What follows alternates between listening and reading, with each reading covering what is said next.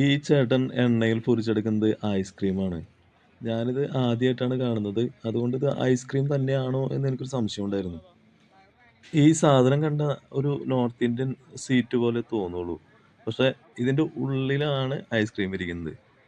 ഇത് വേറെ ലെവല് ടേസ്റ്റാട്ടോ. കാരണം അത് ഫ്രൈ ചെയ്തെടുക്കുമ്പോ അതിന്റെ മുകൾ ഭാഗമാണ് ഫ്രൈ ആവുന്നത്. ഉള്ളിലെ ഐസ്ക്രീം അതുപോലെ തന്നെ ഇരിക്കും. കാരണം നല്ല തണുപ്പുണ്ടാവും അതിന്.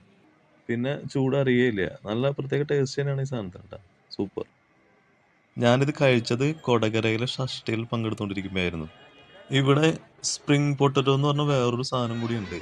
അത് കഴിക്കുന്നതിന് മുമ്പ് നമുക്കിവിടെ കൊടകര ഷഷ്ഠിയുടെ ആഘോഷങ്ങളൊന്ന് കാണാം. ഈ ഷഷ്ഠി എന്ന് പറഞ്ഞു കഴിഞ്ഞാൽ ഈ മുരുകന്റെ അല്ലെങ്കിൽ സുബ്രഹ്മണ്യ സ്വാമിയുടെ ക്ഷേത്രത്തിൽ നടക്കുന്ന ഉത്സവങ്ങളാണ് ഷഷ്ഠി എന്ന് പറയുന്നത്. മുരുകന്റെ ആഘോഷങ്ങൾക്കെല്ലാം കാവടിയുണ്ട്. കാവടി ഒഴിവാക്കിയിട്ടുള്ള ഒരു ഉത്സവം അദ്ദേഹത്തിനില്ല. ഇവിടെയുണ്ട് ഒരു 10, 12 കാവടി സെറ്റുകള്. ഓരോ ദേശത്തിനും ഓരോന്ന്. ഓരോന്നും വന്നുകൊണ്ടിരിക്കുകയാണ്. പിന്നെ ഈ കാണുന്ന കാവടിയുടെ കൂടെ ഉള്ളത് നാദസ്വരക്കാരാണ്. ഗംഭീര നാദസ്വരക്കാര്.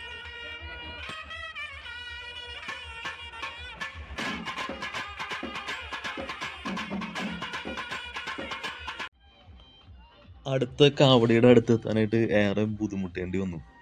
ഒരുപാട് ആൾക്കാരുണ്ട്. സൂചി കുത്താൻ പോലും ഇടമില്ല. ശരിക്കും തൃശ്ശൂർ പൂരം പോലൊക്കെ തന്നെ.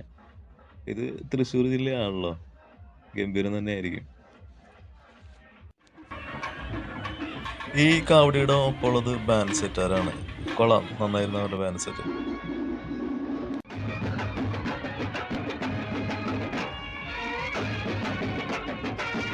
പിന്നെ ഈ ഡാൻസ് കളിക്കുന്ന ഇദ്ദേഹം ഉണ്ടല്ലോ. ഇദ്ദേഹം നാഗോലിയുടെ ഡാൻസ് ഒക്കെ കളിക്കാൻ ശ്രമിക്കുന്നുണ്ട്. ആളുടെ ഡാൻസ് കാണാൻ ഇവിടെ കുറെ പേര് നിൽക്കുന്നുണ്ട്.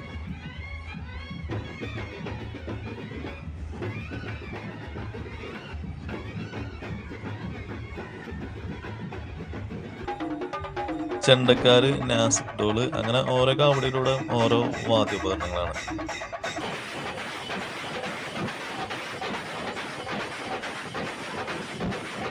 ഇത് എന്താണെന്ന് ആദ്യം മനസ്സിലായില്ല. മഹാവിഷ്ണുവാണെന്ന് മനസ്സിലായി. പിന്നെ സൂക്ഷിച്ച് നോക്കിയപ്പോഴാണ് അതിന്റെ പുറകിലായിട്ട് ആമയുടേതുണ്ട്. കൂർമ്മാവതാരമാണ് കൊണ്ടുപോകുന്നത്. ഇനി നമുക്ക് ആ സ്പ്രിംഗ് പൊട്ടാറ്റോ ഒന്ന് കഴിച്ചു നോക്കാം.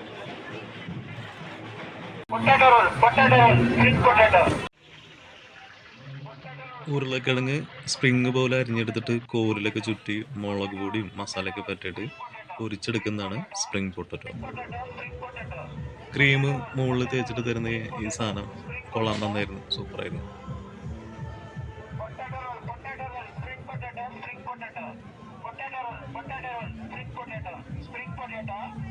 ഞാനിവിടെ 9 മണിക്ക് വന്നതാണ്. 1 മണി വരെ വെയിറ്റ് ചെയ്തു. 1 മണി കഴിഞ്ഞപ്പോഴത്തേക്കും കാവടികളെല്ലാം അമ്പലത്തിലേക്ക് കയറാൻ തുടങ്ങി. 3 മണിയാകുമ്പോഴത്തേക്കും എല്ലാവരും കയറി കഴിയും.